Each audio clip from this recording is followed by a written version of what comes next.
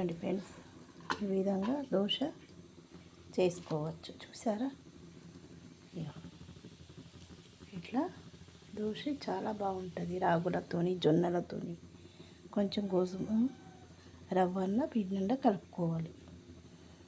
ఇది 3 కప్పులు అయితే అదే 1 కప్పు కలుపుకోవాలి. గోధుమ రవ్వన్న, గోధుమ పిండి అన్న చాలా బాగా వస్తాయి. చూడండి ఫ్రెండ్స్, బాగుందా? మనం ఏ పిండితో అయినా చేసుకోవచ్చు. ఓకేనా ఫ్రెండ్స్? ఈ దోసకాయతో చట్నీ చేసిన చూడండి. ఫస్ట్ కొంచెం వేపి మనం ఒక 2 పండుమిర్చి వేసిన, పచ్చిమిర్చి ఉంటే పచ్చిమిర్చి వేసుకోవచ్చు.